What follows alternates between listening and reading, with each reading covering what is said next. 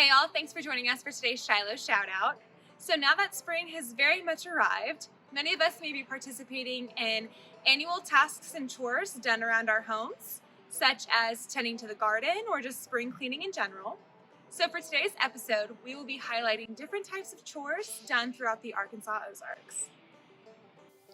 Some chores have more or less stayed the same over time, such as washing dishes, and other chores have become less common, such as fetching water from a nearby natural water source for daily use. Factors such as access to natural material resources and geographical location, as well as various others, affected the types of chores people in the region needed to complete. At one time, when the traditional single pen, meaning one room, log cabin was the main style of homes many people in the Arkansas Ozarks lived in, constructing a log cabin was one of the most essential tasks a person living in the region could complete. Locations of homes varied, but in general, early settlers would search for flat areas of fertile land near a source of running water, such as a spring, river, or creek. Logs were then chopped from nearby hardwood trees in order to construct the home. Before being added to the structure of the cabin, a log was cut into a specific length and its edges were squared off. Notches were also cut into the ends of logs in order to more easily piece them together when stacked on top of each other, similar to Lincoln log toys. Due to their rare availability, nails were not typically used while constructing a traditional log home in the Arkansas Ozarks. Constructing a log cabin was oftentimes a community affair in which family or neighbors would join in to help with the workload.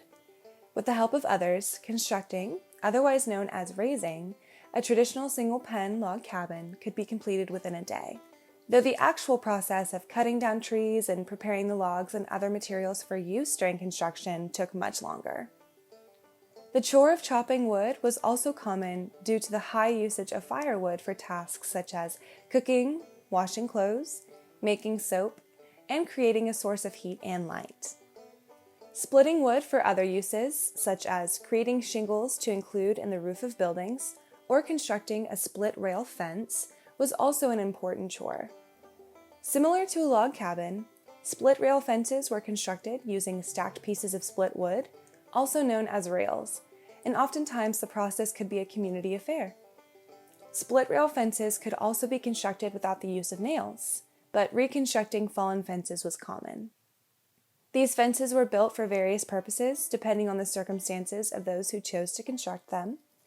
Examples include, but are not limited to, keeping crops safe from grazing livestock and wildlife, as well as keeping livestock penned up and out of harm's way. Similar to today, there were various uses for livestock in the Arkansas Ozarks. For example, owning a dairy cow allowed for fresh milk and other dairy products that could be consumed. Depending on the circumstance, cows normally needed to be milked twice a day. After straining the fresh milk, you could drink the milk plain or allow the milk to settle and separate into cream.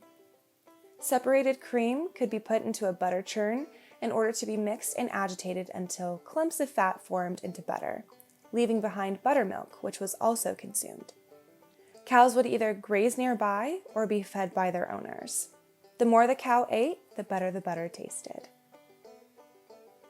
Okay y'all, so for the last part of the video, I'm going to show you how to make mason jar butter. So it's really simple. The process isn't as difficult as it was a long time ago. We're not going to be using a butter churn or anything like that. But basically all you need is a mason jar. It can be any size. Today we're going to use this medium-sized mason jar. And then we're going to fill it with some heavy whipping cream. I just got our whipping cream at the grocery store. And I filled it up to about this level right here. You still want to have room in your jar. You don't want to fill up your jar all the way. And all you're going to do is just shake up that heavy cream and agitate that heavy cream just like we talked about people did inside the butter churns. And you're going to do this for about 5 minutes. And then eventually, after shaking it for a handful of minutes, the cream inside the jar is going to start solidifying. It's going to get a little bit more like a solid instead of a liquid.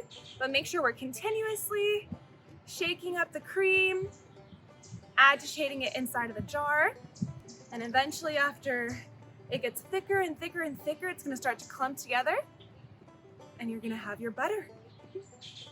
So you can see by the consistency of the cream inside the jar right now, it's not as runny as it was when we first started.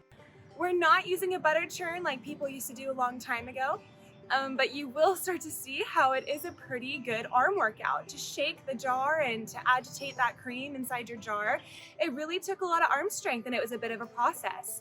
So go ahead and keep shaking your jar, and I will check back in with you all in about 5 minutes. Okay, it's been about 5 extra minutes now. You should start to feel that the cream inside your jar is very thick. It might feel like you don't have any more room inside your jar to mix up the cream, or it might feel like it's not even shaking up at all because there's no room for the cream to move around in there. But just keep shaking. I promise you mine is starting to clump together. So you'll get more and more room inside your jar as the cream starts to clump together. And again, it's turning into that solid. It's turning into your butter. So keep on mixing. All right, we are on the last process of our butter making. Mr. T, the museum cat, has joined us because he's really curious and wants to see if he can sneak away with some of the butter. So the contents inside your jar are gonna be a mixture of solid clumps. That is your butter. You will find some other liquid in there. It's a mixture of different types of liquids, including buttermilk. That won't clump together, but that's okay. So what you do is you just strain that liquid or strain the buttermilk. You can use that for different things. And then the solid clumps left behind, that is your butter.